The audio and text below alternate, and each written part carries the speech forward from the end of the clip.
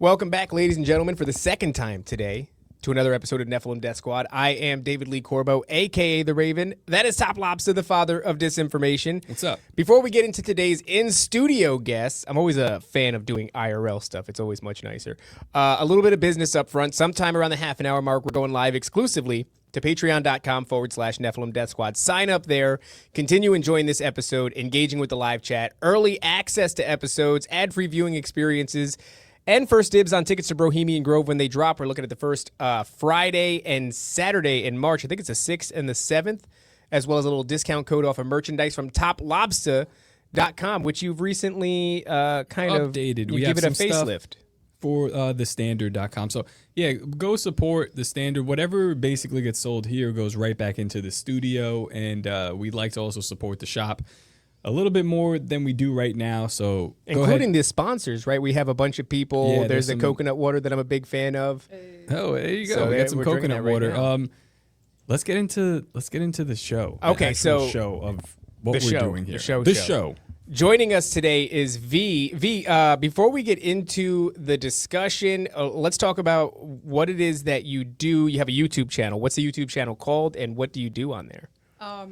Okay, so my name is Divine Soldier, and it's at the Lord's Army. And basically, I mean, I just say my thoughts and revelation, and just try to do what God is wanting me to say and to who. When. Okay. Try to just stay under the Lord's covering, because for so long I just blabbed, and it wasn't good. Well, I mean, I'm not going to lie. That's a lot of what we do here is we're just blabbing. And it wasn't good. And it wasn't good, yeah. I didn't know. When did you book? When did I book? This just happened like yesterday. Yesterday. So, yeah. And I have no idea. He won't tell me. I'm sorry. I'm very excited about this because I didn't tell David anything about it. So basically what happened is yesterday I'm sitting at the big table there. Yeah. And in the Standard Coffee Shop, which is where we're coming at you live from right now. And casino/library. And casino. And I'm talking to V. Oh, here we go. We're getting hit up with some more Shout out to Matt. Coconut water. Thank you, Matt. I'm not brewing this. And she starts to tell me her part of her testimony. Okay. And I don't know. You maybe got like 2 minutes in, and I was just like, all right, stop. Yeah. I know what that's like. I know what that's like. I mean, I know that move that'll often happen. We'll have a guest. We'll talk a little bit before the show starts. Yeah. This actually just happened with Austin only moments ago. He starts telling us, and we go, stop, no more. Yeah, we got to hit record. Very rude. Very rude. I mean, it's like, real life. I love hearing it in the moment for realsies. See, and that's what I was telling you. Yeah. And we start talking a little bit, V and I, before this starts. And all of a sudden, one thing leads to another, and she goes, hey, by the way, I've got some physical evidence. Pulls out a jar. I go, I don't know. I don't want to see the jar. I don't know what's in the jar. I don't know what you have. We need to get started. You do want to see it. Well, I definitely want to see it. Know it yet. Here, let's come into the mic a little bit. Keep it like about like Okay. You can pull it. You can pull it into you as well. Yank it around. Treat it like it's made of metal because it is. So, this is a testimony based. I'm excited. I don't know what the hell's going on. I'm so glad that I'm on a platform that's receptive to this. So often, like, I put a target on myself at first, early on. World Health Organization, FDA, everybody. Those are our favorite people. Right. Those are our favorite acronyms. Yeah. So, I just let people in on my journey along the way, and that's something that I've continued to do. I think it's important. I know it's important to share testimony and to talk with people, and if the Lord puts something on your heart, to do it. For so long, I didn't believe in God, so I grew up in church, Pentecostal and Mormon. And do you want me to just go ahead and Pentecostal and Mormon? Yeah, you did say that, but what do you mean by that? Like, I didn't know the two could be two separate time periods. One grandma Pentecostal, the other grandma Mormon. Whoa, I was interesting. Really close to the Mormon grandma, probably because she talked about Bigfoot and aliens and stuff like Based that. Mormon grandma. Yeah, we have some Mormon listeners. They don't like me now. Shout out to Not Nice Guy. I still love him. He's awesome. Okay, so Bigfoot and yeah. Yeah, and then my Pentecostal grandma, so like I love them both the same, but my Pentecostal grandma, she was literally the most perfect person I have met still to this day. I don't know if it's, the speaking in tongues edifying or, the fruit of the spirit. Like she lived that life, So yeah, that's basically, and I got saved in a Baptist church camp. Okay, so that's your childhood. Yeah. And you said one grandma, can I ask a little bit? I don't, we have time here. Yeah. Grandma is into Bigfoot. She talks about these things. Not into it. Not into it. Seen it. Seen it. Seen, Grandma. All right. Dude, So we got some stories. yeah, in our family. this story's going sideways. I love this. Mormon grandma sees Bigfoot. Yeah. And okay, so could you just recap that before we? what does that I look mean, like? I'm Well, sure she's hairy. told you. I was Big. little, and I hear stories from my mom and such, and my grandma when she was alive. I briefly heard her talk about it, and talking about like actually seeing in the snow big bare feet Yeah. footprints. Oh, so this isn't in around, Florida. hearing something. This is not Florida. No, this is Kentucky. Kentucky. Okay. All Yeah, right. this is the bonies. All right. Well, that's where you'd expect to see. Next to like the National Right. Boone, Daniel National Boone. What is it? The Daniel National Boone Forest? Is that what it's called? I don't know. I have no idea. Daniel I've Boone. heard some Daniel Boone National Forest. That's There I how you it should go. know this. No, that's okay. I'm fill not in the good with blank. geography or anything like that. So that's interesting. So she shared with you these stories. Is that all she's seen as a footprint? No, she's seen like a huge UFO over her house too, like the mothership, and then now we're like really going. I didn't realize how many stories I have. My great grandma, her mom, literally, whenever they talked about this, I was atheist then, so I just like, but then I didn't want to believe my mom was lying, but they said Grandma Wheezy is what we called her. Her name was Louise. I like that. And that's before Lil Wayne and all that. No relation. Right, no. And they said she was possessed. They said that they had to bring someone in. It was cold, just like you hear about some version of the Exorcist movie and all that stuff. The deep man voice, and I don't know. Yeah, like a manifest. She was manifesting. Yeah. Is what. Yeah, Okay. yeah. What year? Like, so this is your great grandma. This has got to be around the 20s or something like that, right? I don't even know. She was born in 1914, I believe. Okay. And it was when my mom was born then, so my mom was born in 64. So I don't know. I'm going to go out on a limb here, V, and I'm going to start to say that I could already get a sense that there's going to be a real supernatural element to your testimony. Oh yeah. The reason I say that is because so often, including with my own self, but remember we talked about patterns before the show started. I said when I listen to these stories, some of the patterns that emerge are this happened to my mother, this happened to my grandmother. This is something that, people in my family who came before me have seen for some time. Yeah, I didn't realize that. Yep. Oh yeah. Oh yeah. So my family, for example, same thing. UFOs, et cetera, et cetera. By the way, really fascinating because we're in a time right now where like Bigfoot used to be looked at as this, maybe it's a missing link, maybe it's a giant monkey in the woods. I was just talking to a guy out there about Bigfoot. He had a Bigfoot shirt, and I was like, "That's a Hell Nephilim yeah. dog." You got a Bigfoot shirt. I got a Bigfoot shirt. Oh, what? What's going on right now? Now what people are starting to accept, and they've been doing this for a number of years, is that there seems to be this correlation between Bigfoot And the seeing, military? the military, but also you're recognizing patterns, but also UFOs, orbs of light, Owls. these owls, We were just talking alien about greys. owls. So I'm already getting a sense of like the direction you're gonna end up going. So is that all? Because I don't want to do too much of the grandma talk, but I do want to know, like, did grandma have any?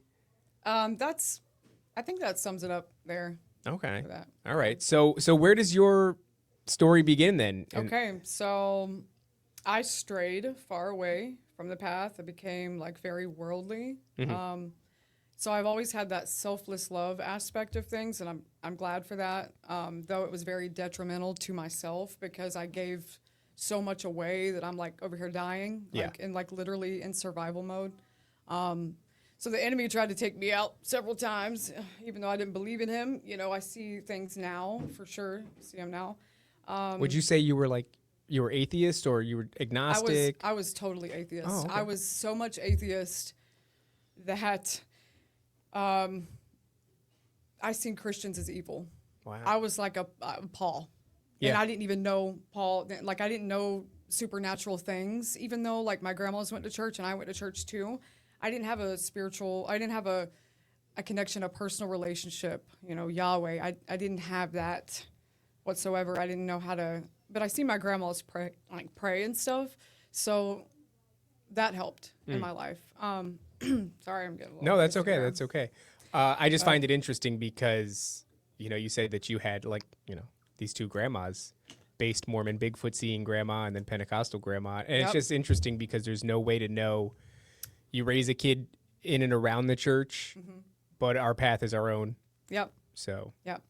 So, I bonded with my brother a lot, and my brother was atheist, still is. And he showed me some things that just didn't make sense, or, everybody believes basically the same thing. So it's quite the opposite of how we would see things now. Like you're saying, patterns, like, oh, December 25th, and oh, Messiah, and oh, how that is proof that that's real. It was quite the opposite. So you're saying, are you kind of alluding to like a zeitgeist type of deal? Like, look at all these other cultures who have a similar kind of story. And yeah, okay. Yeah.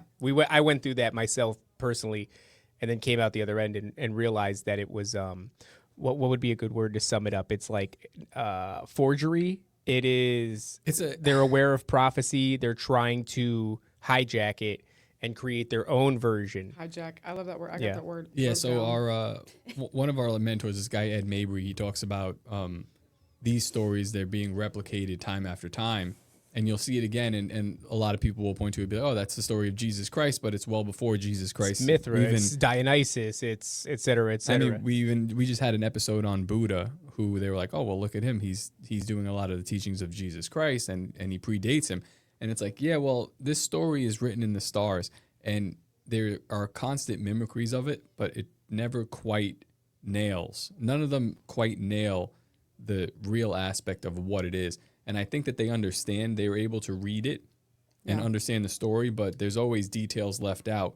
That desensitizing. It's that for the paving the way for the Messiah that's going to come. That's the Antichrist. Yeah. There has to be that level of delusion. Oh, but, Def Not says appropriating. That's a great way of putting it, appropriating. Mm-hmm. Yeah. So that's kind of like how we're looking at things now, because they all come and they'll all do like what's his name? Hermes. He's born of a virgin birth from his mother Semiramis and his father Nimrod. But they all ask that you sacrifice to them. And in the story of Jesus is flipped on its head, because these entities they can't understand that part. That idea, that part of, I guess, the selfless love that we were just talking about. So it's interesting to look at it, and it's interesting to see people kind of like fall into this trap and not really understand the grace that we're like looking and digging for deeper and deeper every day. But that's good. That's real good. Please continue. Okay, so I was very worldly, atheist. Like I was for sure that I knew that pride, right? I was for sure that I knew that there wasn't a God. And I put my hope and my trust in people.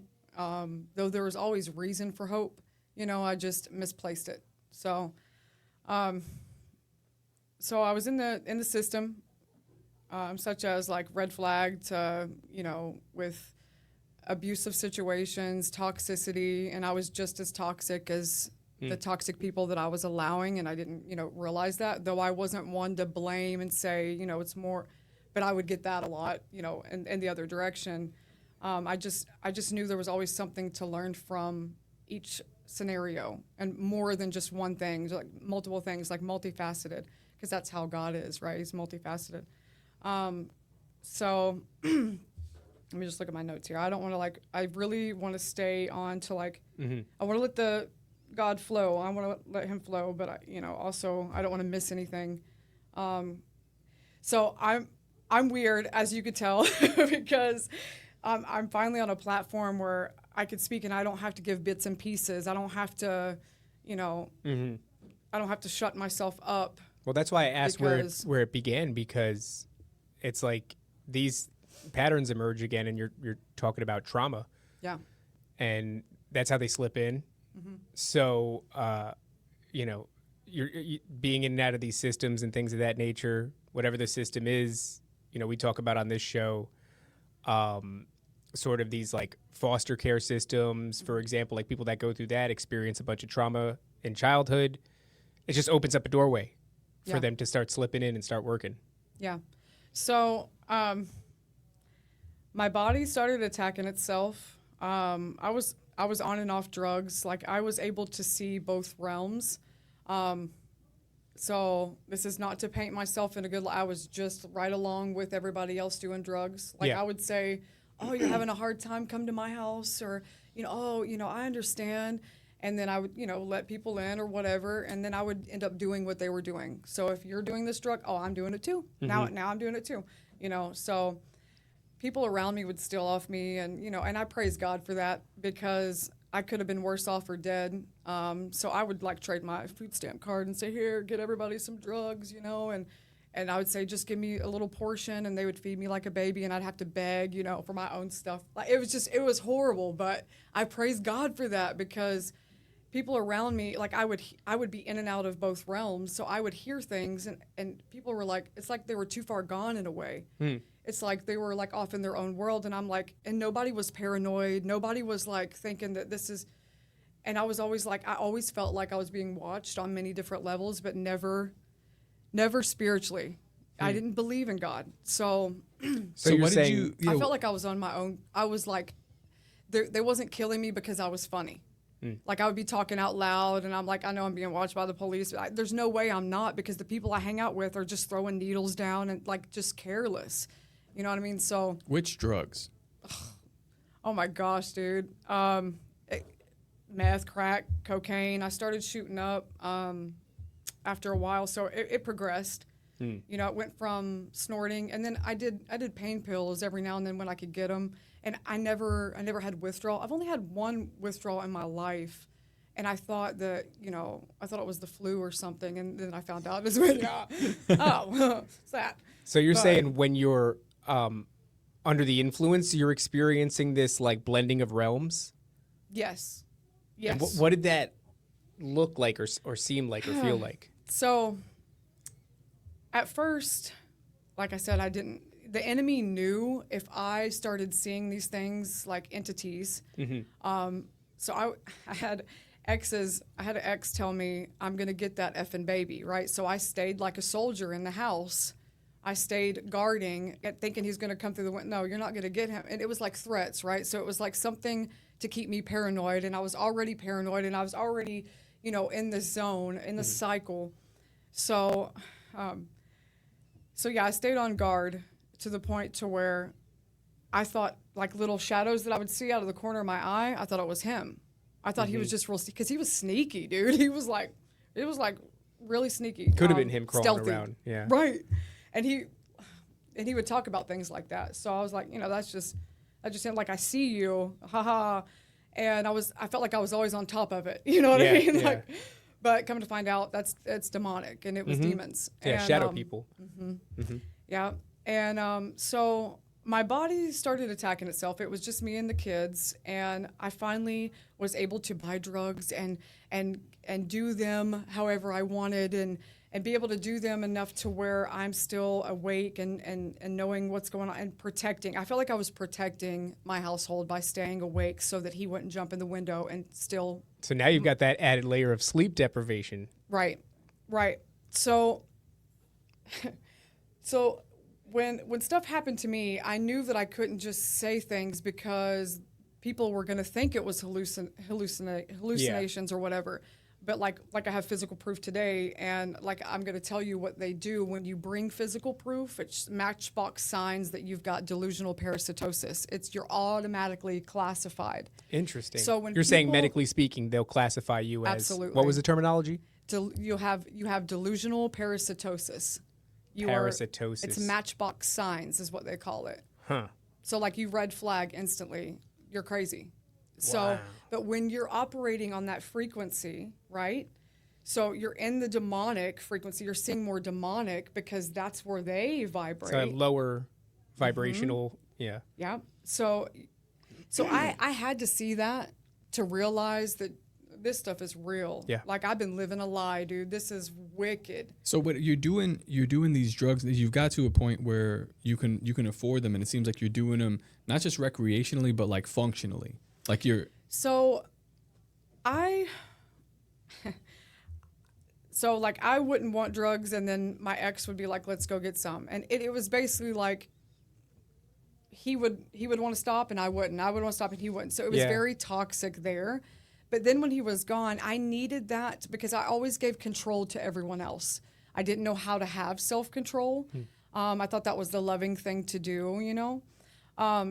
So it wasn't like I was doing drugs all the time, and I stopped shooting up. So I actually went to a rehabilitation center called Anthony House in Zellwood. I went there voluntarily. I wasn't court ordered. I knew that I needed help, right? And I didn't believe in God still.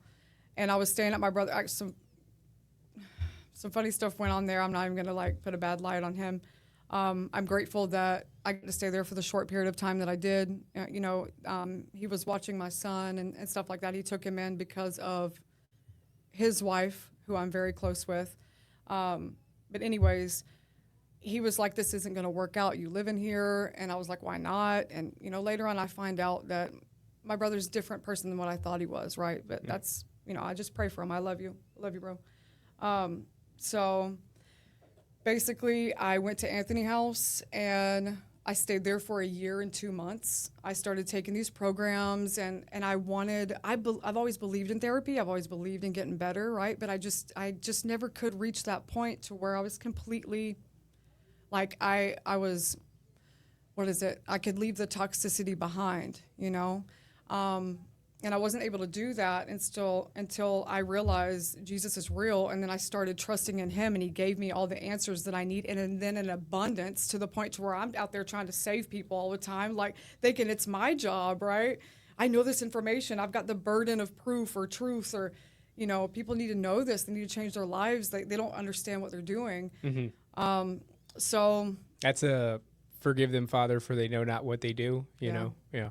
That's interesting. So I was at the house, and my son, the tablet babysitter, he was on the tablet, and now, like, I just thank God, because I don't turn on his phone till like 3 o'clock unless we're here, and I'm like so structured and organized, thanks to the Lord. Without that, I never was organized or anything. But anyways, back to, and I don't tell everybody this, but I know I could say it here. But there was a laser pointed on me when I went to my son's room. And I said, son, you see that? And, he's a kid, and the Lord actually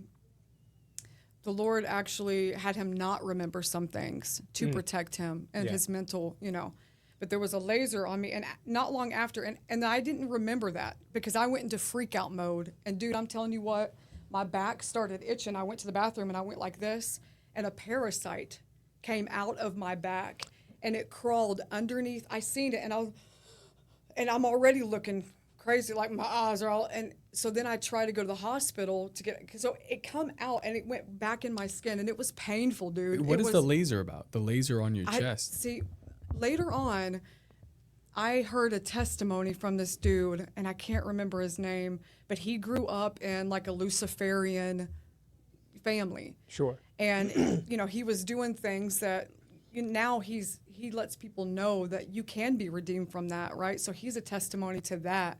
But that, I actually didn't know what that was about until later. I didn't know it was a laser that possibly triggered something inside of me to like start acting crazy. You think about this, right? So you're not talking about Nathan Reynolds, are you? Yes. Nathan Reynolds, okay. Yeah. Okay. Yeah. I'm glad that you guys know him. Yeah. We have his book. It's sitting Is it here? right there, Snatched from the that's Flames. it right there. Cool. Okay, so, and I just seen him recently, and I was like, that's a part that I can put that together, and it makes sense of what happened to me. Did you feel like you could tell where it was coming from? Because just like a as I'm window, envisioning your or- story, Yeah, I think about a laser in the sense of like, a guy with a gun far That's away. what I thought. So I thought it was like it's the police. I was always thinking the police is watching me. Yeah. And they can kill me at any moment. Like I always felt like death was near.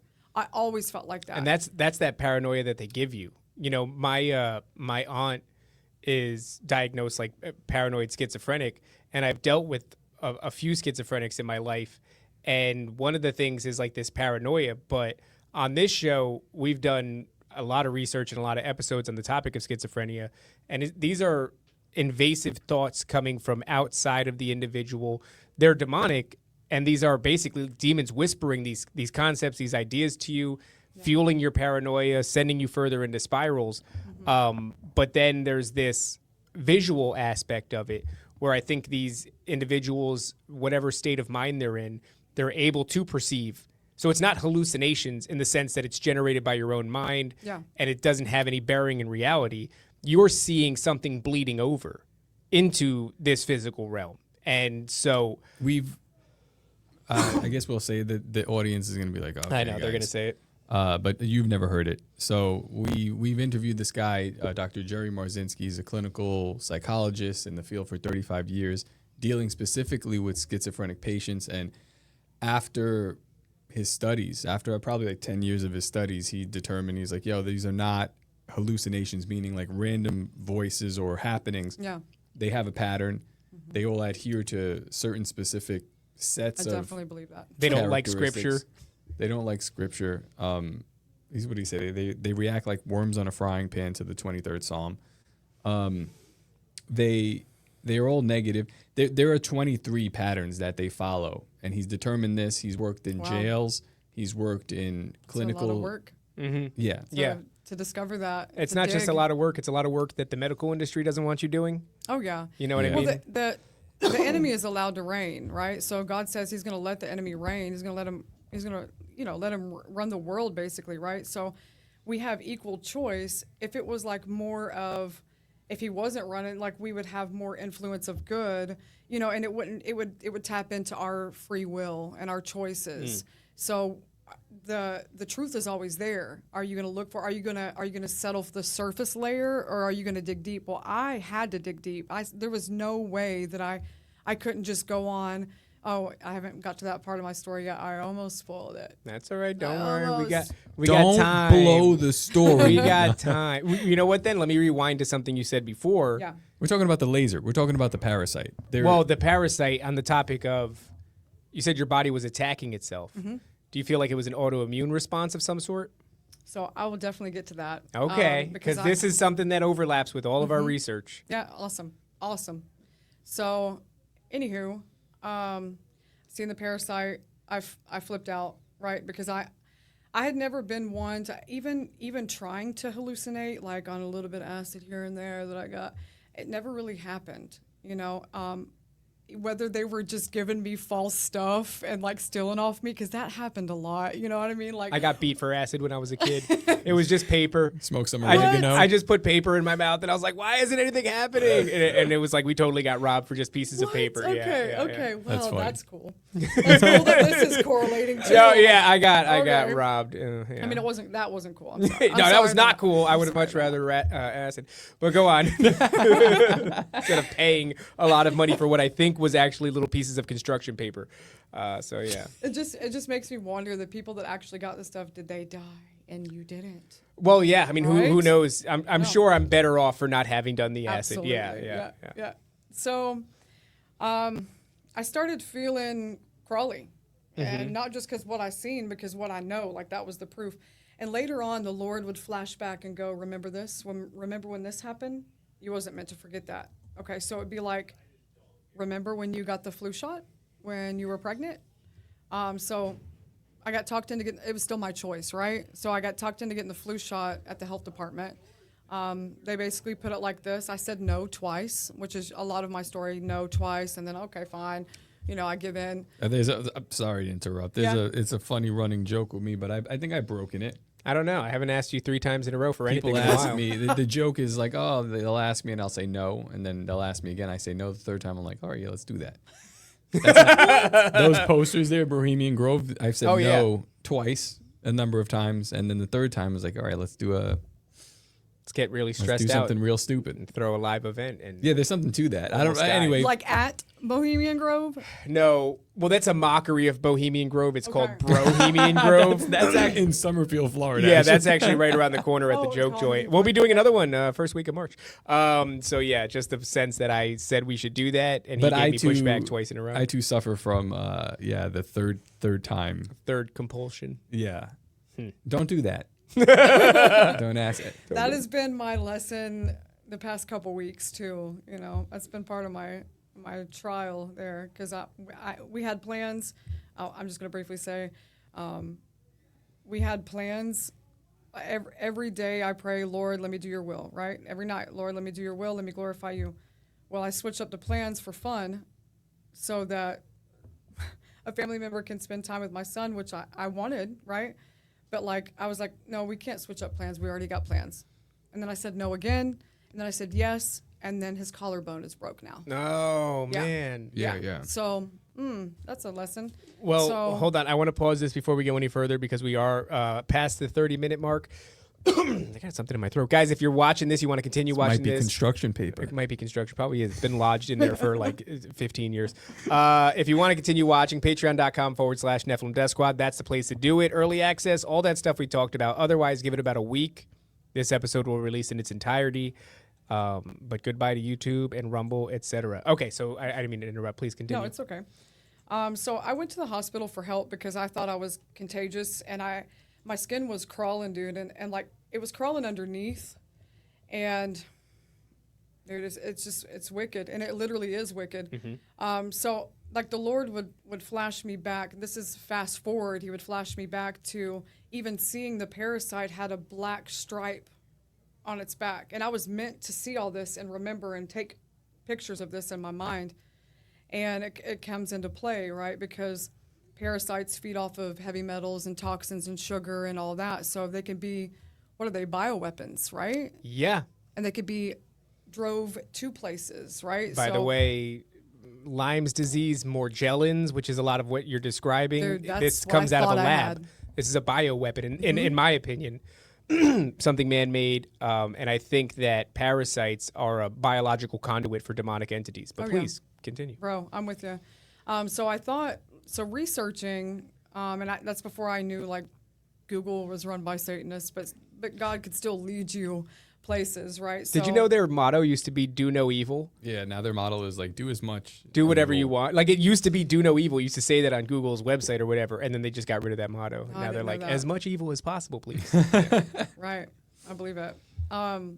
So I was looking up things, and I thought I had every parasite in the book. Well, I went to, I'm going back and forth a lot, but I went to the hospital for help because I didn't believe in God, right? So where do you go when you need help? You go to the hospital.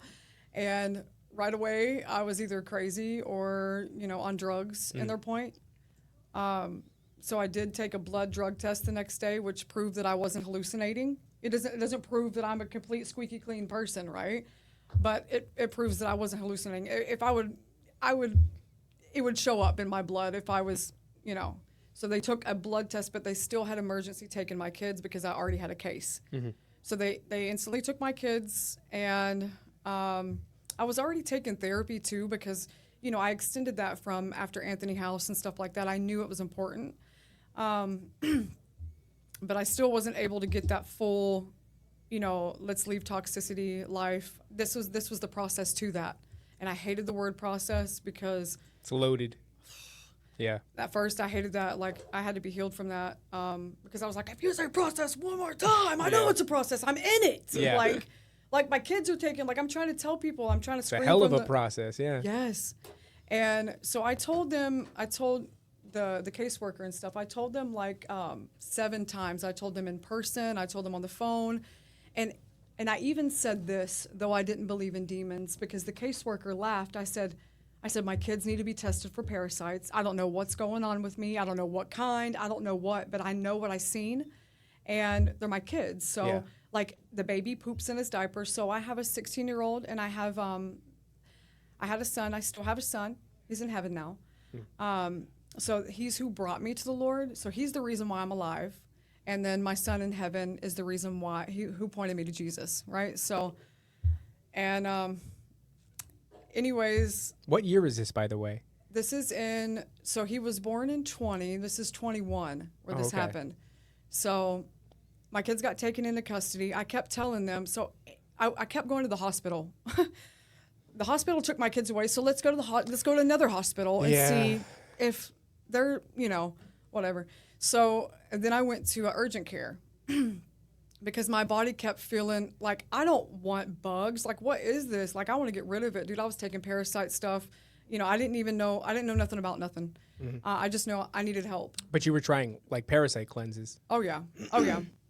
I would buy horse dewormer, dog dewormer, all these things. Mm-hmm. But the urgent care that I went to believed me enough to say, well, it sounds to me, when all the other places would say to me, that kind of stuff doesn't exist. Because I would say like a parasite came out of my skin, dude, and I feel. And they would say it doesn't exist? The hospital said that kind of stuff doesn't exist. I'm right there with you, by the way. The apple-flavored injector for the ivermectin. I've been there more than a few times. With the picture of the running horse? Yeah, exactly. Yeah. You know the brand. Mm-hmm. So they're telling you this doesn't, which is literally just bad information on their point. Because but they're now not trained on evil, and they're not supposed to be. They are supposed to be neutral, and they're not supposed to be God. We're supposed to, these systems are in place so that we can get closer to God, right?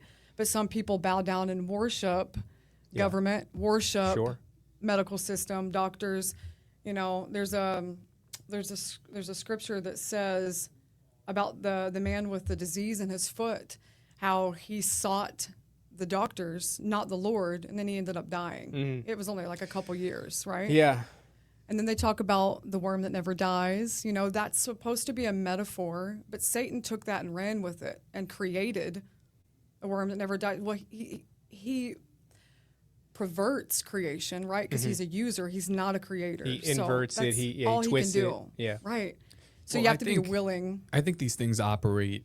They've always operated within these parasites. Like a lot of the laws out there, having that Hebrew class out there, but like the laws to I not. love that class. Yeah, they go hard. To not eat pork or shellfish. Shellfish, yeah. The reason is a lot of people they go. I'm there with that. I do the same now. Yeah, well, a lot of people say, oh, these are just kind of like backwards laws because they're about food preparation. I'm like, well, yeah, they are about food preparation because if you don't prepare pork correctly, you'll get trichinosis, and that is just parasites. Mm-hmm. So it seemed like these the ancient Hebrews, were keenly aware of parasitic infection and they were like, you know what, just don't even bother eating this stuff because if you mess it up, then maybe they didn't have the thermometers. But even if you do have the thermometers, who knows? We're going to trust the science now at this point. Like, it's all dead. But if you look into, like, for example, I'm watching Welcome to Derry, which is like based off of Stephen King's It. And I also watched Weapons, which is all about witchcraft. And in both of those films, the background is talking constantly about parasites, cordyceps mushrooms that take over their host and control their bodies and stuff. I'm big into sort of the subliminal messaging in the shows and everything that we watch. And so much of it is saturated with this concept of like the overlap between demonic possession and parasites. Yeah.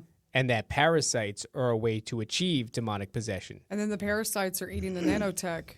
The nanotech by the 5G, the big towers and all that stuff. All that stuff, all the smart tech. Oh, you mean the things that went up during when everything else was shut down? When everything else was shut down and somehow they were deemed essential and they just kept tossing up these 5G towers. Gotta keep the waves going, baby. That's it, yeah. Yeah, so just like, I know I'm not telling you guys anything new, but just to put it in perspective here, just like a phone can connect, the Wi-Fi can connect to the enemy, hijacks our connection. It's all frequency. Yeah, exactly. And when he said that, I was like, that's my word, man, frequency. I'm like, dude. So anyways, I became my own scientist, especially after my son ended up passing away in DSS custody. So this is in North Carolina, right? So it took that tragedy to wake me up. And there's so many ways that I can praise God now. When I was going through it, man, I went from doctor to doctor. And I had so much anxiety. I had to write up like a script of the truth, but it had to be short, and I couldn't mention Parasite, and I couldn't say crazy. I couldn't even say, I know this sounds crazy, because then it puts crazy in their head. Yeah. So then I just, like, how do I word it now? So it became, I tried to sue. I tried like 21 different lawyers, right?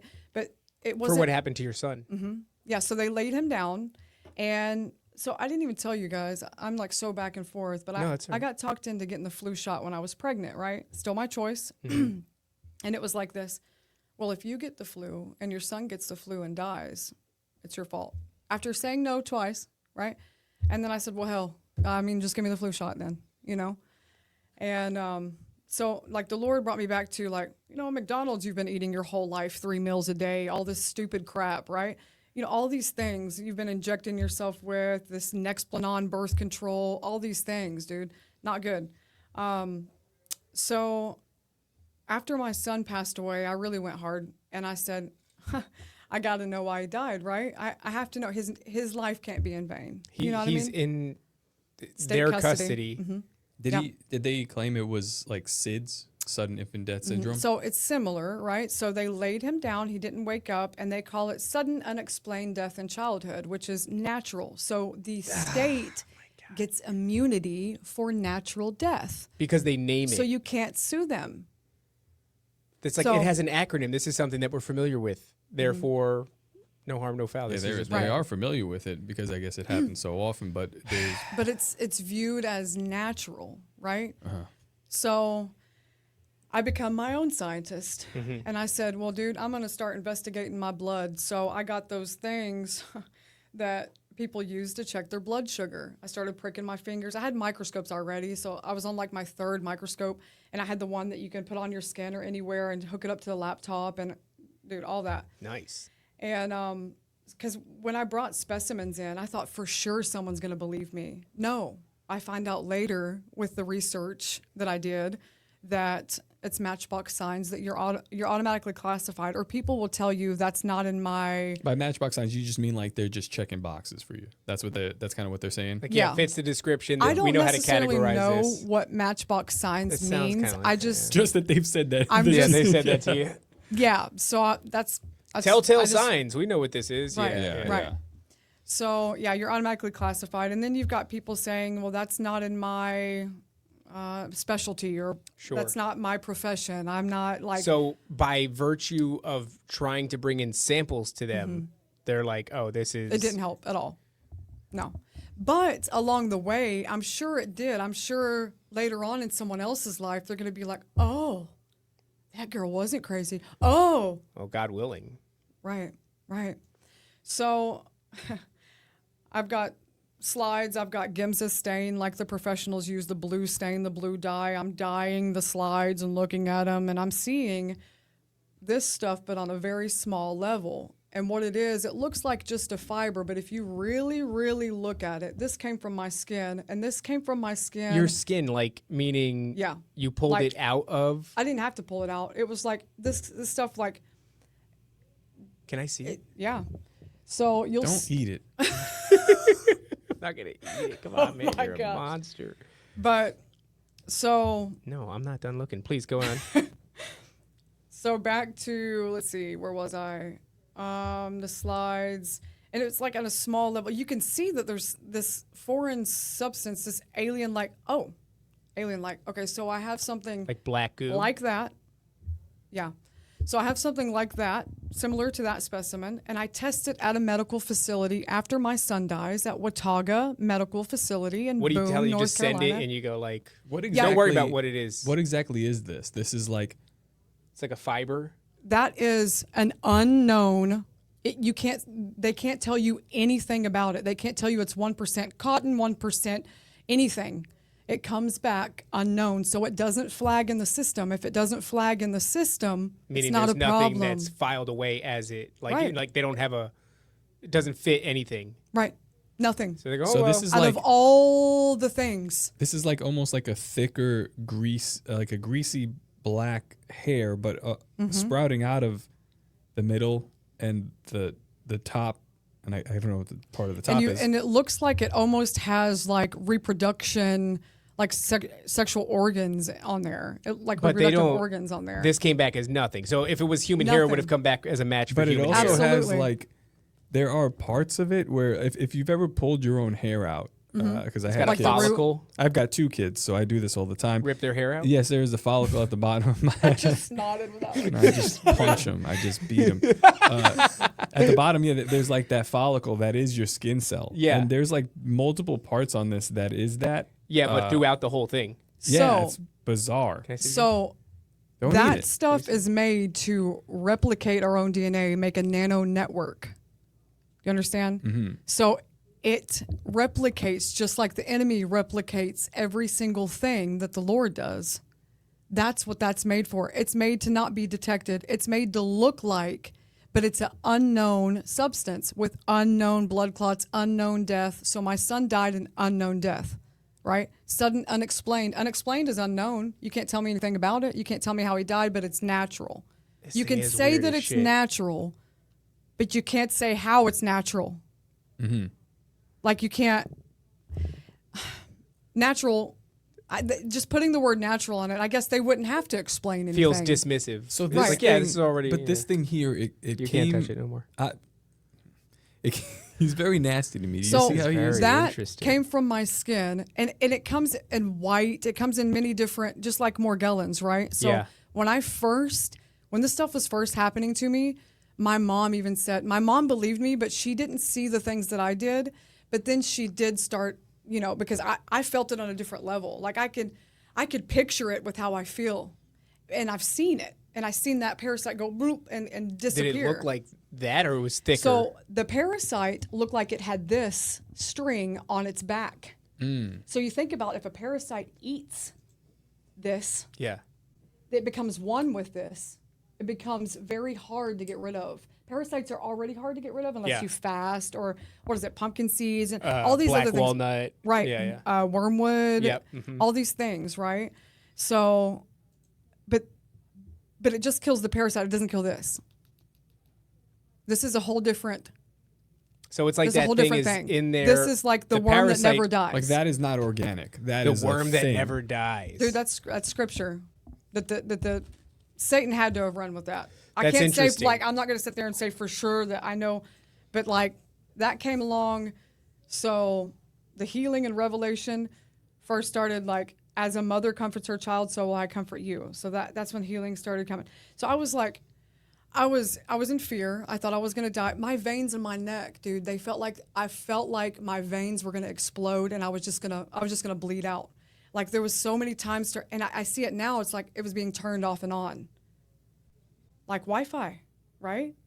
So my calf muscles, and later on, I found out there's certain things like I had a deficiency in vitamin D. So we need vitamin D. We need iodine. Iodine is so important too. But there's a morgellonsdirect.com where I would get iodine and stuff from. But yeah. Were you diagnosed with Morgellons, or this is just this is the information you found? Finally, no, see, I thought that's what it was, and then I moved on from that. And then I thought it was this parasite. And then I had urgent care tell me, and this is when my kids were still in custody. I had urgent care listen to me enough. It's in Banner Elk, North Carolina. They listened to me enough to say, well, it sounds to me like you've got Gondolinemma pulchrum. What? I'm sorry, what? It's a parasite, dude. You'll find out Really? there's so many. Can I read this this scripture here? I'm gonna pull it. It's up on the screen, but on my page. Oh, okay.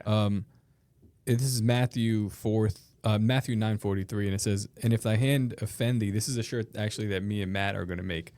Cut it off. It's better for thee to enter into life maimed than having 2 hands to go into hell. That's interesting. That scripture came up on my last episode. And the fire that never shall be quenched. And then it says here, where their worm dieth not, and the fire is not quenched. And then he I goes, got chills, man. and if thy foot offend thee, cut it off. It's better to same thing. And then this is like, And so it repeats it. It repeats it 3 times.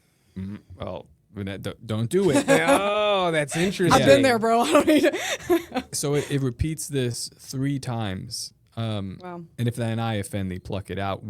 But as it's describing hell, where it says you'll be cast into hellfire, where their worm dieth not, and the fire is not quenched. That is very interesting. That is fascinating. Apparently, there's unicorns and parasites in the Bible. The Bible crushes. I That's didn't know why. there was unicorns in the Yeah, 6 times. 6 times it comes up, What? actually. What? That's what I said. And Matt was like, "You're a wanker. You don't know the Bible." I was like, God. "I didn't realize." Whatever, Matt, jeez. Oh man. So, okay. So, But I was in fear a lot at first, a lot of anxiety. First, it was like anxiety of going to doctor to get turned down and be looked at as crazy. But I didn't believe Sure. in God. Still, I didn't believe in God yet. You know, I was being like agnostic now. Like now, I'm starting to wake up. Yeah, there's And I was- something, but Right. also, can I ask you? I mean, not to be offensive, but Yeah. you're seeing into the spiritual realm for years, and you're like, nothing else, just this weird stuff. I guess you thought, were you convinced? I'm hearing like so when I heard things or seen shadows, I always thought the people that I knew were watching me don't know that I could see them. Like they're not as slick as they think that they are. Oh, so you think it's just pure government, like people, Yeah. physical flesh, which Yeah. it might be. Yeah. never crossed there's, into. there's all the levels. It's all the levels. Yeah. It's people Well- that are getting hired to do things to you and getting paid for it too. Yeah, It's all yeah. the levels. I mean, there's. So I don't know what that laser was, but I know now that it must have triggered something within me to make whatever come out of me. Did it and ever try to cross leave the host. like, Oh, Go ahead. that is actually a very interesting thing you said. To leave the host, like it was done with you, or like you were. I don't know. That's all I got for that. that's I don't got all the interesting. answers, but I know who does. You So know? on the topic of seeing these things and assuming that there are people watching you, did it ever cross into the realm of like you saw a thing where you're like, that's kind of not a person? Yeah. So that was like when I was atheist and I was claiming there's no like, then it was harder to wake up. But when I started waking, I was trying to wake people up when I wasn't even awake yet. That's an interesting move. Right? Yeah. Right? So, and I'm like, test my kids. I know something's going on. And then the caseworker on the phone, as I'm telling her to have my kids tested, the baby poops in his diaper. I didn't know. All I know, there's so many different parasite tests, right? So I found out how to do one as a blood smear. So I didn't find that out until after my son died, because then I really was like, I'm gonna dig way deep. I'm gonna get my answers. Yeah. You know what I mean? Like I wanted my answers before my healing, and then my body was acting worse and worse and worse and worse. And then I'm going to doctors still. I got my script. Oh no, I forgot my. Oh, okay. Let me prepare. Okay, let me not look at it too much, because then they're gonna think it's a lie.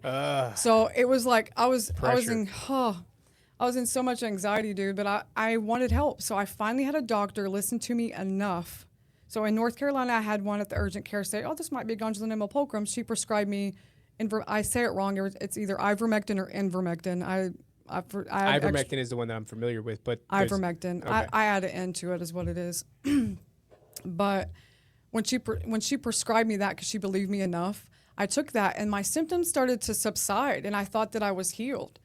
And then I was kind of upset that I was healed after my son died, because like now his life is in vain. because You know it's what I been mean? kind Like of I got validated. like right. You're like, oh, Guilt. so I was right the whole time. Right.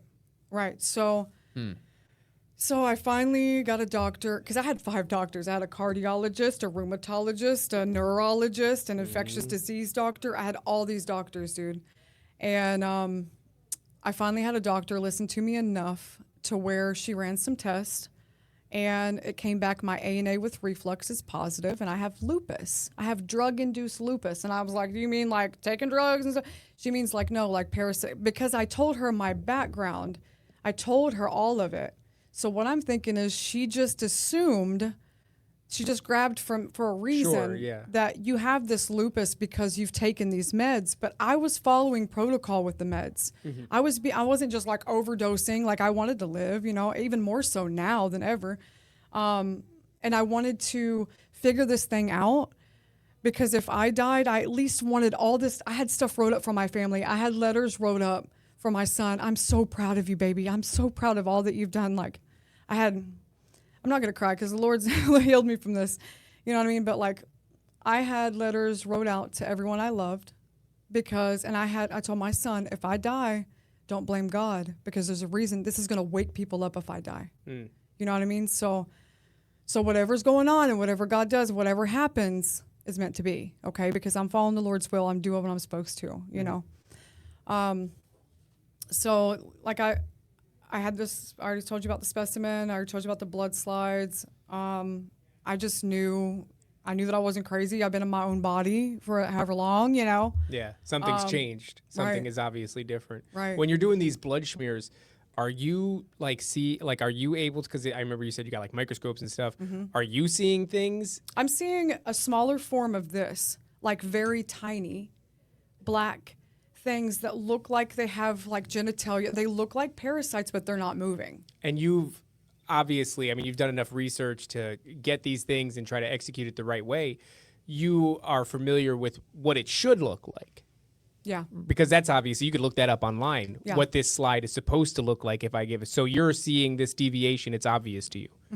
Yeah, and plus with actually going to a medical facility and them telling me that they can't tell me anything about it, like literally nothing.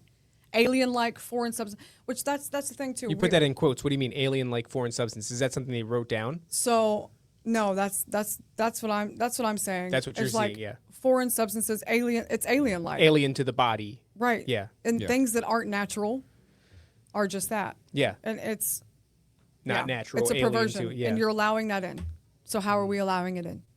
So that's I think a gang of different ways. You know, you're right. I think it's, you know, we talked about it. One of our earliest sponsors on the show was a parasite cleanse medication. We still use them to this Cool. day. And, you know, you became pretty familiar early on with like other countries do Parasite cleanses routinely. Absolutely.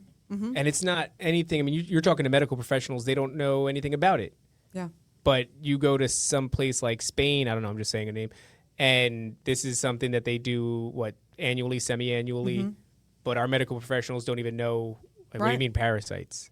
So, yeah, I mean, we get them all kinds of different ways. I know even in the South, you know, walking around in bare feet, you could get hookworm. Yeah, hookworm. And that has all sorts of neurological effects as well. And Yeah. so, you know, it's just what point does this get categorized as a neurological effect, and at what point is this a spiritual disposition, which Yeah. they don't consider that at Yes all. and yes. Yes and yes. Yes. Yeah, I agree. So I was gonna comment about something that you said or something. I don't remember. That's right. it. It'll come back later. Something or something about something. That's I don't know. So, how do you go about clearing yourself of this? I mean, how does this? Okay, so super saturated iodine, SSKI, Morgellons Direct is what I started taking. How are you taking the iodine? Is it coming in? It comes in like powder, and you mix it up with distilled water and all that. Okay. Yeah, because our body lacks iodine. I've and we heard have to- heard like good things about it. I don't know Yeah. much about it though. And colloidal silver. I was mixing up, especially like if there's a new sickness around or and all that. I was mixing up food grade hydrogen peroxide, SSKI, potassium, which is like super saturated potassium iodine, and then some colloidal silver. And he got sick one day, and it was like what everybody was having this respiratory thing after, and everybody was sick for like 5 days. He was sick for 2 hours, and I had him nebulize this Wow. stuff. Yeah. Nebulize it. Yep, Wow. I guess it's a quicker delivery system through the lungs. I guess so. Man. It works, so I don't know. I just think about when I'm inhaling, and I inhale it through my nose and everything, and hold my breath, and then I'll do it different ways. You know, I'm like, let's get it through the brain, Yeah, let's get yeah. it everywhere, man. So, yeah. And that is that the regiment that stops it? I'm still purging myself of things of the damage that I've done throughout the years. I'm still, you know, and I think about it like so and so in the Bible had the thorn in the side. It might have been Paul. I don't know. Had the thorn in his side, and he prayed for it to be removed, and it wasn't. You know what I mean? So like this still helps keep it fresh. Administering, I don't know. I just know that fasting is important. I'm not there yet to where I want to be when it comes to fasting. I'm doing intermittent fasting and things like that. But yeah, compared to how my health was and how it is now, tremendously different. Night and day. Oh yeah, I was going in the ambulance in a panic for them to tell me when I get there, it would like subside. And the Lord would kind of like show me like, this is Wi-Fi-ish kind of stuff, because it felt like it was being turned off and on. And I would get to the hospital and it would die down and I would seem fine. And I just came in an ambulance, dude. So I'm just going to have to like still explain my issues from day to day. Yeah, and they're looking at you. But be just fine and be kind of like having to fake it just to kind of like check me out. Please, give me the yeah. time of day Right. because there is something wrong. Right. Yeah. The hospital is a very dry process, very cold, and kind of they come in, they ask you the few questions. If you can't answer them in any way that's going to make them go, what? Then it's like, okay, well, hang out for a little bit, see how you're doing. We'll be back. Yeah. So I had to learn to lean on the Holy Spirit for answers. You know what I mean? Because the system isn't designed that way, and that's just how it is. It's not God. So right. Tries to play God, but it's not.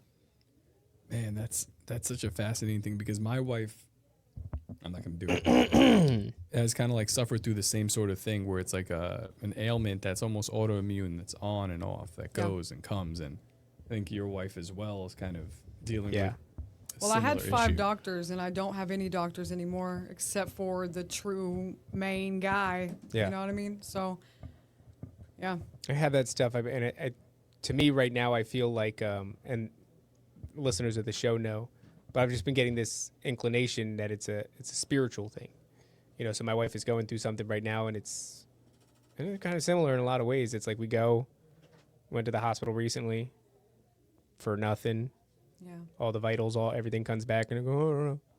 Does she have like chest pains or anything like that going on? Chest pains, shortness of breath. She's got serious that. back pain. Is fog in her head, and then, I think it's like this thing where, the enemy is happy when you're stressed. It's happy when you're anxious, when you're sad, when you're mad, like all of these things. You step out of faith when you do that. Yeah. You can't help but to. You know, and when the physical is being attacked and you're thinking, I'm going to die, you can't help but to kind of like, what about my family? Do I have everything? That's why I had to prepare everything. It starts spiraling. When I prepared everything that I wanted to say to my family if I were to die tomorrow, when I prepared all that, boy, my anxiety was gone, because I said, I'm good now. I could die. If that's what the Lord is preparing me for, I'm good with it. Because he's going to know what's best. He's going to know how it's going to affect others around me, where they finally listen. Will everybody finally see, oh my gosh, she wasn't crazy. But it's not about that. It's not about that. When you were going through your issues, you leaned on a bunch of things like frequency-based healing technology, parasites. I think you did sauna too. It was like everything that you're never going to get prescribed, by the way. And you just got to be careful with the intention behind it. It can look like it can be all wrapped up and look all nice, like it's from God. You know what I mean? Like, I don't have to tell you all that. And it could be, if somebody's intention with it is to lead astray, you can be sucked into something, and now what? Yeah, there's a reason. There's a reason why like a lot of New Age practice uses this stuff, because it does work. Yeah. But because it can also be wrapped up and flipped around and confuse you, send you in the wrong direction. Yeah. But I don't know. I guess we were just lucky enough to use it, grab a hold of it, and like kind of, I guess it led me here. Whatever we're doing right now. Yeah. Do you have any like? So okay, Grandma is Mormon.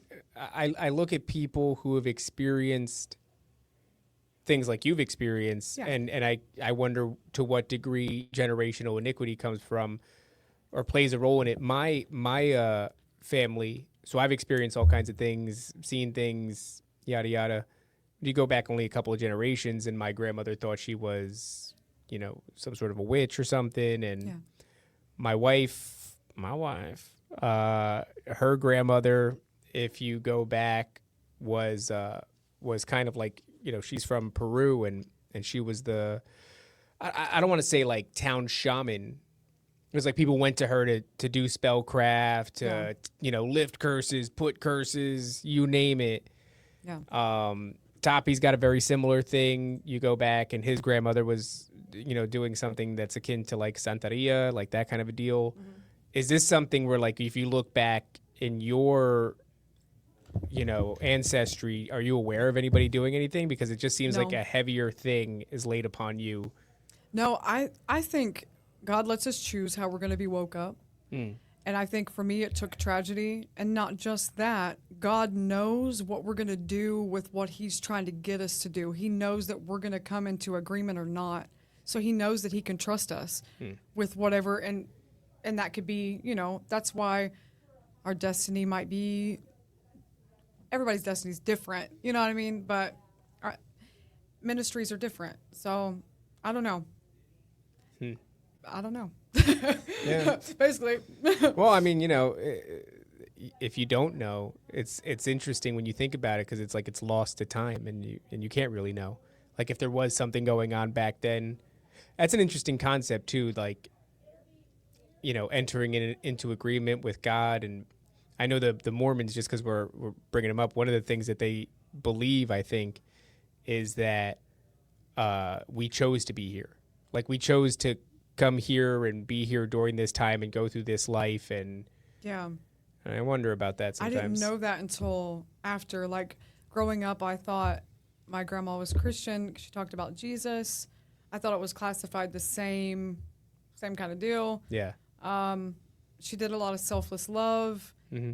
So did my other grandma. And I praise God for that. But I didn't know there was a difference until later on. And then I'm like, oh, like. Yeah. I don't know. I mean, like I said, we have Mormon listeners of the show, and I think they're great people. So, I think you'll find good people in all things, unless of course then again you get people rescued from Wiccan all the time, paganism all the time. These people get plucked out, and God wakes them up, and they're saved. So I believe Mormons absolutely believe that they're doing well and that they're doing good and that they are doing good.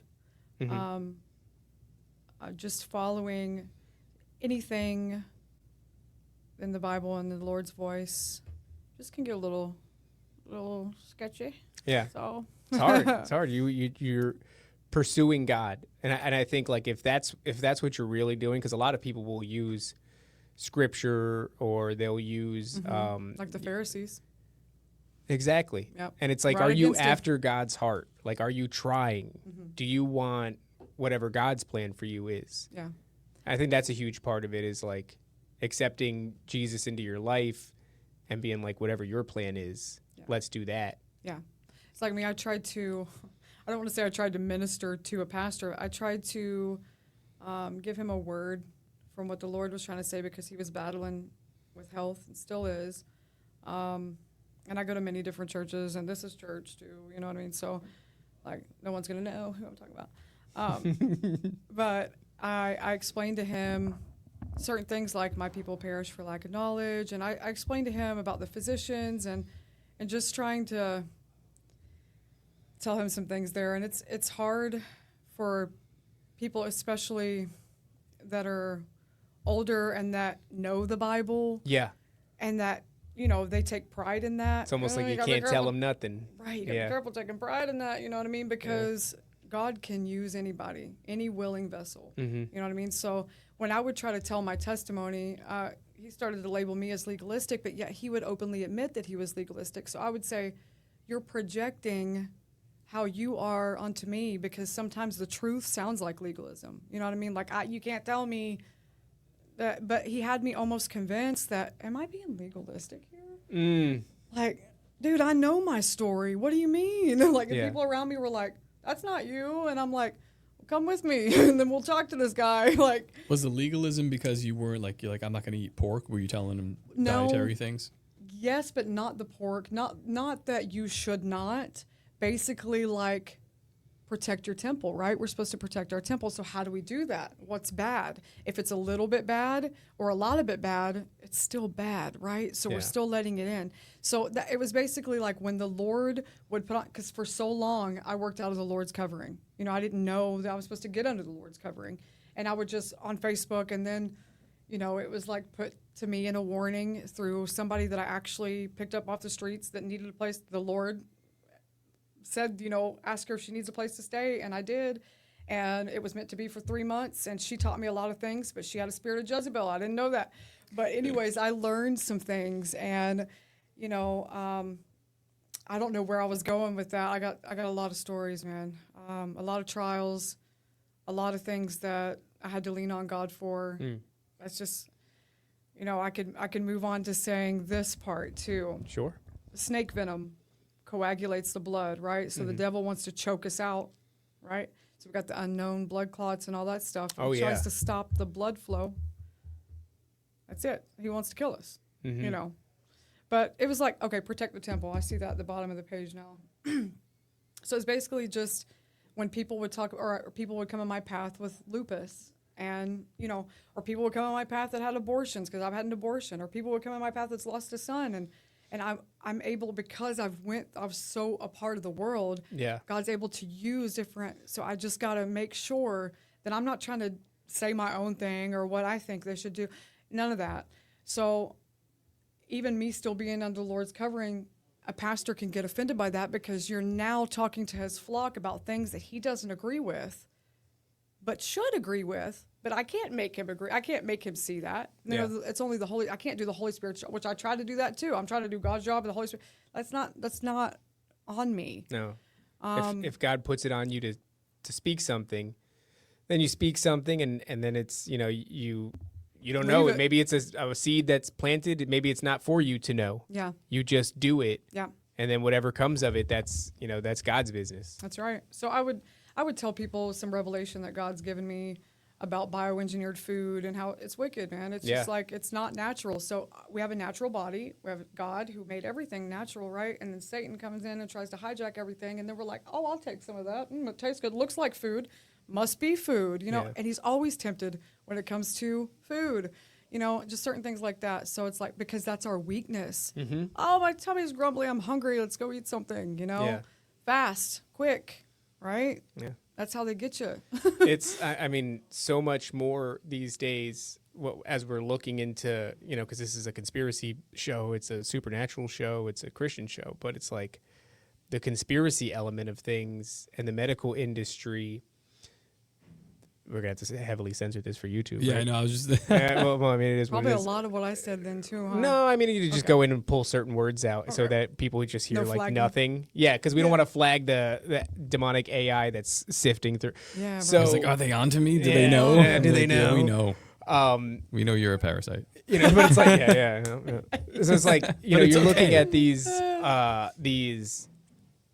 you know, procedures, one thing or another, these things that are supposed to be healthy for you, and it's introducing things to the body. And then you find out through all this conspiracy work that like the very things that it's introducing to the body are the things that are part of some big elaborate conspiracy. And you go, well, what is it? What do you mean it's part of a big, what is it part of? And it's like, well, it seems to be part of introducing entities to the body.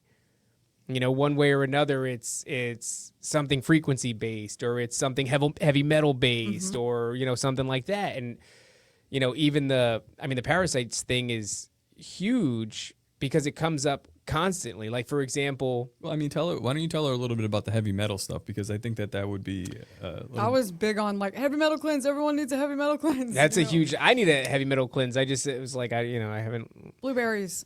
I love blueberries. If that's what it is, then I'll do that. So That's like the most simple one. I'll do Yeah. that. I know for Parasites it's black walnut. I have a bunch of black walnut in the fridge. It is disgusting. Have you ever eaten black walnut? I haven't, surprisingly. Oh my god. That's It's the on my parasites, list. Dude, talking. I thought it. Yeah. They're like, ah. They're like, this Dude, sucks. I thought it was just gonna be like, how bad can walnut? I love walnuts. No, dude. I get why the Parasites are like, I'm out. This sucks. Get this out. So, with the heavy metals, the way that I think, because you're already onto it, all these entities they engage with you through frequency.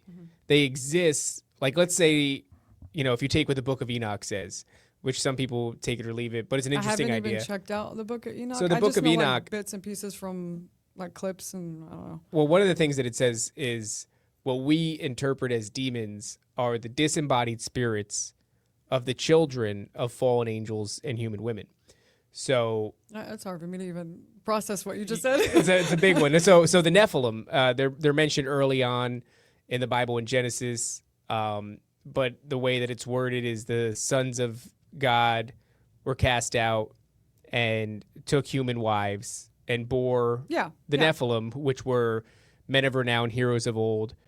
The more you start to look into that concept, and the Book of Enoch talks about a lot, these were allegedly giants. Now, you could take it or leave it, but it's an interesting concept. We're talking about something that was once flesh that dies, and its spirit doesn't go to heaven. It's stuck here in this realm not necessarily here, just stuck. Here, is objective, but it seems through our research that whatever these things are, demons or otherwise, the way that they interact is through frequency, which is why oftentimes it's like there'll be a development in technology, right? Like let's say the telephone, early telephone, and all of a sudden you're getting these voices coming through.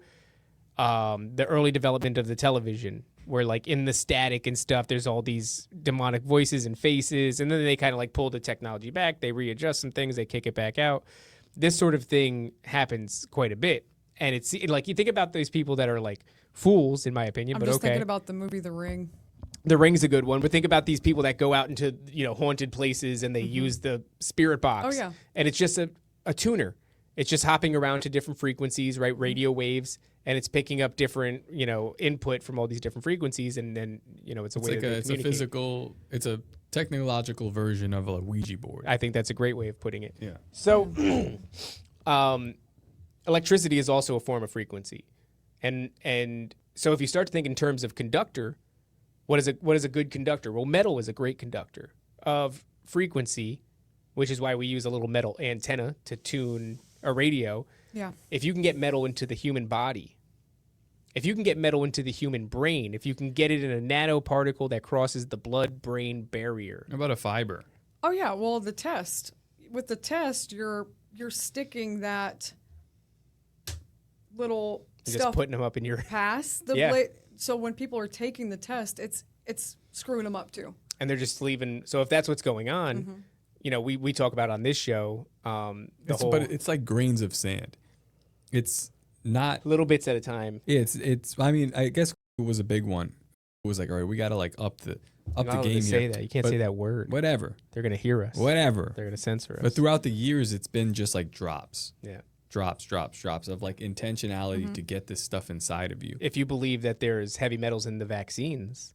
Oh yeah, magnetic. So that is where, if you're giving a child their full schedule, which now it's supposedly up to like 72 by the time they're 6 years old, something crazy, or 12 years old, then you're injecting small amounts of heavy metals that are small enough to cross the blood-brain barrier. And there are these studies that suggest that that's actually where they settle.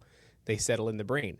It's even more wicked. Like it always goes deeper and deeper. So what I think about is, okay, I'm just say this first, but like they've always said heavy metal's bad, heavy metal music. I love. That's interesting that it's like heavy metal, right? And then like it was really big into the satanic. Oh, I wonder. It's probably the same frequency, I would say, but I would love to be a part of Christian heavy metal. That's I'm just saying. I turn every Christian song heavy metal. My son's like, are you serious? I used to listen, even when I was younger, there'd be like bands that I liked and songs that I liked. And then I got older and I found out that they were Christian bands, and I was like, really? Creed? Like, it's definitely not heavy metal. Creed. But I was walking around singing Creed. Creed is a banger.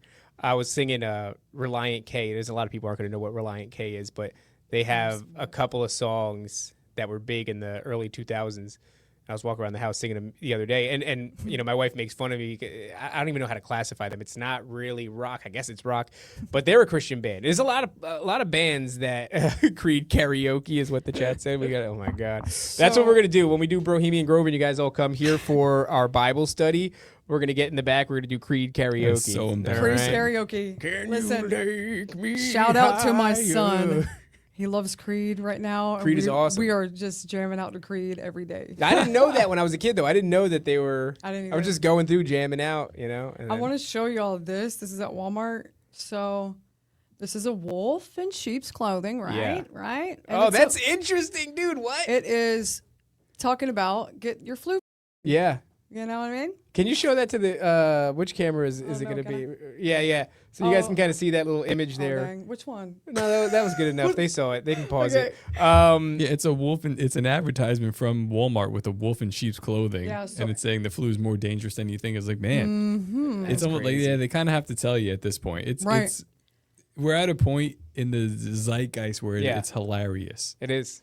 So the other day, one of the ladies there was dressed up as a needle. And she was saying free flu shots. She's like, get your free flu shot. And I said, boom, here's my testimony. You know what I mean? I was She's just in a giant needle costume freaking out. right. And my son's like, Mom, do you have to do that? I'm like, I'm going to do what the Lord said. But That's it, sometimes I might, I might got a little high strung or whatever. Yeah. Well, it's like sometimes, like I have my own testimony. I have all my own experiences and ideas. And you can kind of get this thing of like, am I going to push them away, or is this a seed that'll be planted? Yeah, just like when they have samples for food, I'm like, I'm one of those. I have to see the ingredients. Yeah. Like, is that bioengineered? Dude, well, I came in here with tortilla chips, and I think we're gonna reach out to the company soon or whatever. But like, every time I want chips, it sounds innocuous enough. Oil and potatoes. It's like, no, it's seed oils, it's vegetable oil, it's soy oil, whatever. We found a place that's just tallow and chips and salt. And I'm like, hell yeah, dude. So like, I'm the same way. I'm now going through everything because I think God will, if you want to be healed and you're praying for a miraculous healing, I think that God needs to, I don't know. I don't want to put something on God that I don't know. But to me, the way my brain works is like, I had better show God that I'm serious. So it's like, I want this healing. I need this healing. I'm going to do everything I can to address whatever it is that I'm doing and take ownership of the things that I'm doing to myself. So if I'm putting chemical crap in my body or et cetera, and that way it's like to say with your mouth, but God knows your heart. So if God knows your heart and God sees like, no, is doing everything that they can to clear all this stuff out, then they're about it. Instead of just because a lot of people get into the woe is me and they pray to God for this thing, but then they go and they eat this or they do that and they engage in this. And it's continue to eat the poison, do the poison without realizing you got to do the work and realizing what are you protecting your temple and how to go about doing that. What's bad. So on the topic of heavy metals and all that, I had told my mom, it's probably a year ago, I said, they put zombies and stuff all the time out there, right? So like these heavy metals, if there's a way for when we die, entities to step into our bodies because it's all filled with this stuff somehow, then you have zombies. I'm just saying. And then not too long after that, I seen something about the flu shot around Halloween time, and it had a zombie on it. Yeah. And I was like, huh. So yeah, I mean, there is a movie, Kingsman. I reference it often. It's a fun movie, but in it, the big baddie, he issues everybody government-free phones, like free government phones, but there's a chip in it. So when they figure out the frequency technology, they send it out to all the phones. It emits a frequency in everybody's pocket that induces it induces rage. And so everybody just loses their sensibilities and starts going into kill mode. And yeah, man, I mean, if we truly do, and I don't know, I'm just an idiot on a podcast. If we truly do have heads full of heavy metals from all the crap, whether it's in the food or they're putting it in the skies or it's in the vaccinations, et cetera, man, we're just walking antennas. And if somebody somewhere has some nefarious frequency warfare, and I'm not trying to black pill or freak people out or anything. I'm not saying you should ever live in fear, but that's very obvious. If anybody decided hit the thing and emit the frequency, go on and hit the thing, It's interesting that you say frequency because with some of this stuff that was like a white fiber, you would put your finger up to it. You'd be holding it, put your finger up to it, and you could see it going like friction. Or like a static cling. Yeah. But it wasn't. It was like, it's just weird. These are weird. What you've experienced that you've pulled out of your own body or off your own body? It was just coming out. It was just coming out of my body. And I didn't tell you guys. So you got sorcery, you got pharmakia, right? Yep. You got that. So when I was off drugs completely, because when I found out that my son died in state custody, that day, I was like, I completely lost any urge to ever do meth again, crack, coke, lost it.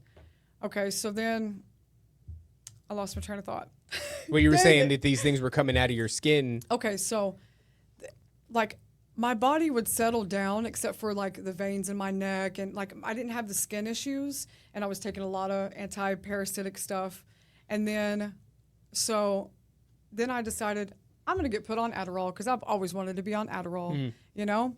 And I got all these, you know, I got ADHD. I know I got ADHD. I got all these issues. You got it and prescribed? Yeah. And it was that easy? What did you just say? You just said... It wasn't that easy because Okay. I had tried to and I'd wanted to for a while.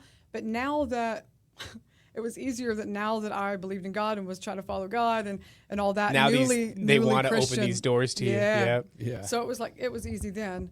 Then I noticed this stuff was still inside of me because I would like do more than I was prescribed on it. So it would be here again, operating at a lower frequency, which I'm glad for that. I'm glad that I was able to realize that when people are on meth or something and they go to the doctors and they're talking about these bugs coming out or this little black stuff coming out of their skin, that's exactly, that correlates with everything. Yeah. You know what I mean? And that's all Adderall is. It's an amphetamine.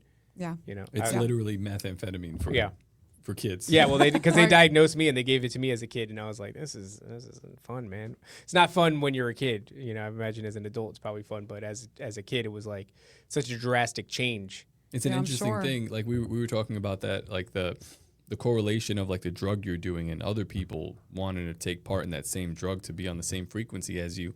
But you went back to basically methamphetamine. Like your body was calling for it, and then you found a way to get this, like, you know, it's legalized methamphetamine, but yeah, man, that whatever that is in you, it still wants that to survive. That parasite wants that to. That's exactly right, dude. Well, they feed off of whatever your thing is, right? So if you have a sugar addiction, if you have this addiction or that addiction, alcohol, it's feeding off of it. Yeah. The chat has, speaking of alcohol, the chat now has to drink because I have to bring up Dr. Jerry Marzinski again. But one of the things he said is that, you know, he sees a lot of people. He eventually works in a prison system. So you see a lot of addicts coming through. And one of the things that he said was that methamphetamine, in his opinion, was the most effective at thinning that veil between the physical realm and the spiritual realm. Oh yeah, I definitely believe that. Yeah, and that extended use. Because it becomes intriguing. It becomes like Oh, interesting. like you're Fascinated with that? like when you trip, right? Yeah. So it becomes intriguing, and I wanted to kind of figure out like what was going on, like what is this, and I don't know. That's fascinating. Yeah. Oh, so you were doing it like I guess you were having fun, but you were doing it in a way too where you're kind of Explorative. exploring what's happening. Yeah, and I wanted to also see if the stuff was still inside of me because I knew that when I operated on, I didn't know then that it was operating on a lower frequency, but I just knew when I tapped into when I did some of this, whether it be it You never could really was perceive. large amounts, you know what I mean? Because I think I would have killed myself. So like I say, I praise God for that. Yeah. But and I didn't have a lot of money, never really have, and I praise God for that too. Praise God for keeping you Right. broken up. Humble. Yeah. Poor. But you think that when you were doing that, you were able to perceive something that you weren't able to otherwise, and then Yeah, that in different aspects, like all the aspects, physical, you know, mental, emotional, all Yeah. that. Yeah, That's interesting. yeah, and to still know that that stuff was there after being off of drugs, and then healing. This is around the time after I'd wrote my letters to everyone, and you know all that. So, and then being on Adderall, you know, realizing that this stuff was still inside of me, you know. So It's just crazy because what you went through was the, how do I put this? Like, we're sitting here, we're doing all this research. You're coming to us and you're confirming, you know what I mean? It's So- like what you experienced was invalidated by the medical system, yeah, but above the medical system is operating these intelligence agencies who thought it was very valid. And they started to engage in it, and they started to experiment on people, and they started to, the same way that you would engage with these amphetamines and you would say, there's something here, I'm perceiving another aspect of reality, it's interesting. They went, yeah, no, we agree. We agree, we think it's interesting. And they started doing all this stuff. So while there's this lower level of government official that goes, no, Yeah, like you we your don't know. We Matchbox. can't figure it out. Yeah. There's from our studies, there are government entities that have spent probably trillions of dollars studying this officially since God kept her 1950. broke. She didn't have to spend trillions of dollars just to come out the other end and go, no, yeah, it's real. Yeah. It's real. Yeah. It's Yeah, real. she That's didn't have to do a fascinating. bunch of podcasts either. No, that's true. You know, I think podcasting is, I don't know if it's worse or better. I don't know. it's funny. Like we consistently on this show, we're always finding our way back to the same core narrative. to the same spot from Mm-hmm. you name it, any different type of angle. Yeah. And here we are again. And I didn't know supernatural. I never heard of, supernatural testimony. I was like literally living my supernatural testimony. Yeah. So like there was nothing for me to compare it to, and God wanted it that way, because I kept striving, I kept digging and digging. I'm going to get my answers. I'm going to know why my son died. I'm going to know, I'm going to get my healing eventually, I know just by the chatter of the chat, and I think I have a pretty good handle on our audience, and I think that the why is obvious, right? We're called to share our testimony. Mm-hmm. Not everybody can be a scriptural scholar. Mm-hmm. Not everybody is embedded in the church. Some of us go through a thing, and God plucks us from that thing, Yeah. and then tells us to go forth and share our story. Mm-hmm. And I think that your story is going to resonate with a lot of people. Praise God. I love that. That's the point, right? Yeah. Yeah. Yeah, it's like it's more than us just talking about it. Or like we could show you papers. Here's a paper from 1950. Cool. But here's like one example of millions. And this story is the sad part is that the story is being played out like every second, just in the United States, probably across the world. And so many people can't figure it out. So many people don't understand what's ailing them. Yeah. And I'm not saying like we all have it figured out. I don't know if you probably don't have it all figured out either, but you're on a path, right? Yeah. So I think the people that watch this show, that listen to this show, and it's good. Today's been a day of getting back to our roots, shedding Matt. It was nice. Getting rid of Matt. Just Keeping him on making brown water. Go make brown water. Go make for the brown people. water, Matt. Yeah. Yeah. We're doing the real stuff here. I think it's nice. Feels good. Matt has added a level of understanding, though. I liked it better when we were saying negative things. I don't want him to get a big head. His head's huge. They call him Mr. Matt. Do you know that? Mr. Matt? Who calls him Mr. Matt? The children. That's fine. No, that's right. Your son probably calls him Mr. Matt. It's not good. I think though that's you said all that, and it's we keep coming back to this thing. I don't think it's. I'm happy with understanding whatever God will let me understand. It goes back to that point of like you're supposed to talk and you're supposed to share. That's the thing, though. We're talking, we're sharing, we're understanding certain levels of it. We get mixed up with Matt. Now I'm understanding an even deeper level of what we're doing here. It's good. And it's like, It's real good. I don't know where it goes. Yeah. I don't know how it ends, but that's what we're doing. I hope the people that are, part of this, watching it, able to hear what you're saying, be. Yeah. I do want to tell y'all that I did call. Okay, so I moved in with my parents because I was living in North Carolina, and after my son passed, and they finally gave me. I mean, it was like they were hesitant to even give me my other son after my son just passed in their custody, and then they did, and then we moved here. I started living with my mom and my stepdad, who I call my dad. Shout out to my biological dad too, though, because he's cool too. I see God working in his life too, It's great. So we started staying there, and then my dad pushed me into work and getting back in the workforce. And, I don't know if I was ready then or whatever, but I still thank God for it. And like 4 months later, after my son passed, I started working at Walmart. And my body was still attacking itself. Like my calf muscles would sprain, and like the veins in my neck, I still felt like I was just gonna, I would like turn anemic, and I wasn't anemic. So it was just really weird. But as I was working at Walmart one day, the Lord put on my heart to call the medical examiner that viewed my son's body. And I said, because I had Morgan & Morgan, which I don't know. I don't know about Morgan & Morgan, but I feel like they're also gatekeepers. But I don't know. Don't quote me on that. I'm not sure. Don't come after us, Morgan & Morgan. Yeah, we don't need Yeah. a lawsuit. Right.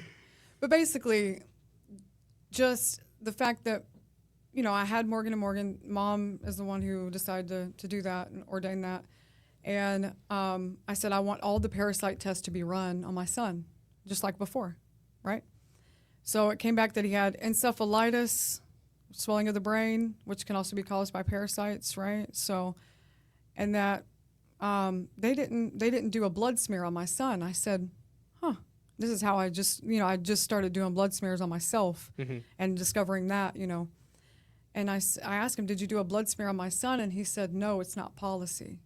I said, wait, I'm the mom telling you to do all the tests, but you're not doing it because it's not policy? But I'm asking you to do it. So policy in place keeps people from questioning unless one of your kids dies and you have to have answers, you know what I mean? Unless you're striving for those answers. Other than that, policy keeps people in check. They don't question that. They just do their job. And that's all it is. You know what I mean? So. Well, you know, trust the experts. But, Right. Well, look, thank you for sharing this with us. thanks, guys. And I'm glad that we got to be, you know, the mode by which this gets out to people. Me too. Yeah. It's pretty righteous. And it's important. You know, like I said, it's not for us to know who knows who it reached. We're just supposed to share. So. Yeah. Pretty cool. I had a good time. I'm glad we did this. That damn thing in that jar is weird. Yeah. What are you gonna do with that? I've just been hanging on to it, man. Can we have it? You know. No. No, stop it, David. You put it in the set. Don't do that. It's crazy. It is. It's you toss that thing. It's like, well, the we fire got a won't couple kill of it. books. We got a book from Jerry Marzinski. We have V's Parasite right there. That'd be crazy. One more time. I mean, let's shout out your YouTube channel. If you're out there and you're sharing things. It's just a little rinky-dink thing. It's Who cares? Divine Soldier at the Lord's Army, and that's it. Divine Soldier. Yeah. The Lord's Army. Yeah. Well, Every now and then I post something funny, like I try not to eat bioengineered stuff or anything similar, but I ate a Butterfinger the other day. Oh, those are good. The best. deliciously bioengineered. It didn't have a smart label on it. So like smart label is in plant-based, and plant-based is It's a hoax, whole too. yeah. Right. It's bull. A lot of people don't know that.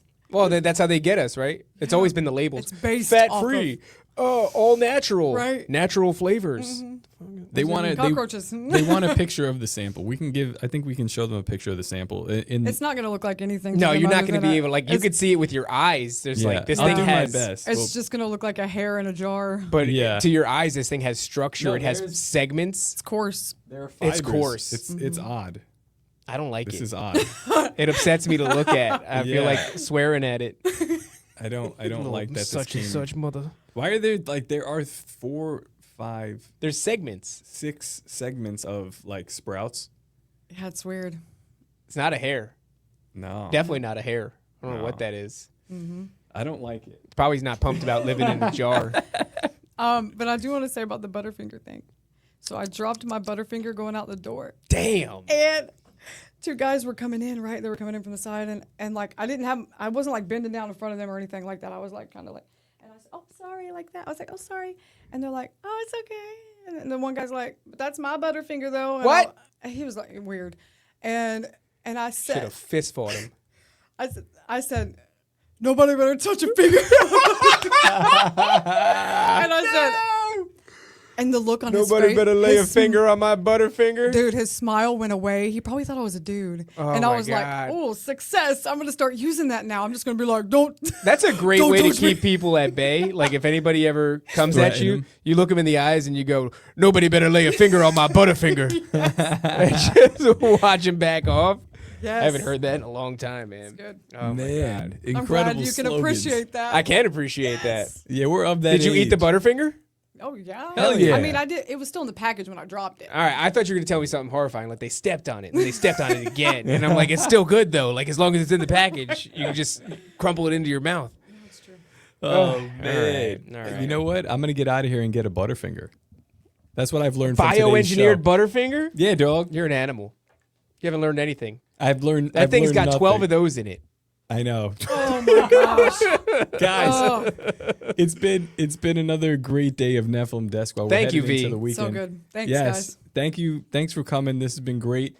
Until next time, guys, don't forget to obey, submit, and comply. We will Hey. see you.